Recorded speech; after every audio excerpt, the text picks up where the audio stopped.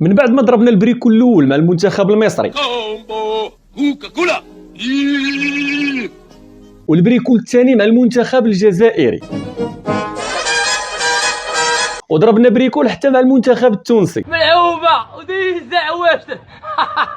دابا جا وقت المنتخب المغربي. يعني جا وقت المعقول.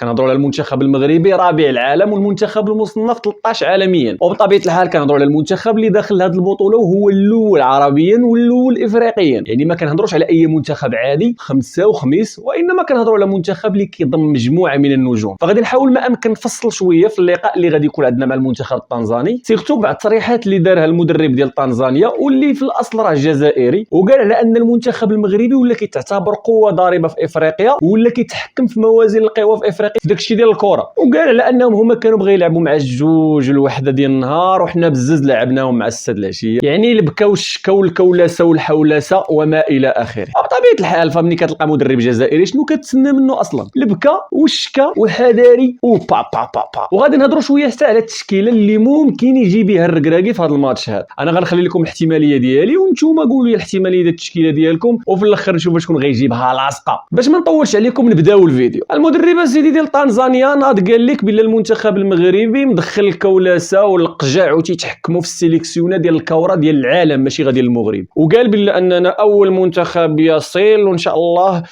نتمناوهم ما يطولوش في هذه البطوله، وحنا كنا بغينا نلعبوا مع الوقت الفلاني وهما لعبونا مع الوقت الفرتلاني وغيرهم الكثير. بزاف ديال الهضره كتقال وحنا كمغاربه كنتوقعوها لانها جايه من عند مدرب جزائر. هو واخا مدرب ديال المنتخب التنزاني وغاشر الصداع لتنزانيا اللي هما دراوش وما عندنا معاهم حتى شي مشكل، ولكن التصريحات ديالو غادي نديروها ليه على قد فمو وان شاء الله غادي يخرج بهزيمه اللي ما عمرو خرج بها في شي منافسه. ندوزو لواحد الحاجه، هو ان المنتخب المغربي دابا غادي يلقى واحد الصعوبه كبيره. علاش؟ لان المنتخبات العربيه اللي دازوا قبلو اغلبيتهم فشلوا، اغلبيتهم دازوا بتعادلات من بعد ما كانوا كيتسناو منهم انهم يربحوا المباراه الاولى. فالضغط غادي يكون اكثر على اللاعبين المغاربه باش انهم يربحوا. المشكل الثاني هو انه كاع الفراقي ضاربين المنتخب المغربي الحساب، وبالتالي كامل غادي يشدوا معاه الدفاع وغيتسناو هو يهاجم. وهنا فين يقدر اللاعبين ديالنا يفقدوا شويه الطاقه ديالهم سيرتو في الشوط الثاني، وهذا الشيء اللي جرى مع الجزائر ومع مصر. بداو بالجهد في الاول وماركاو في الدقائق الاولى، ولكن في الشوط الثاني كيبان على انهم كيعياو،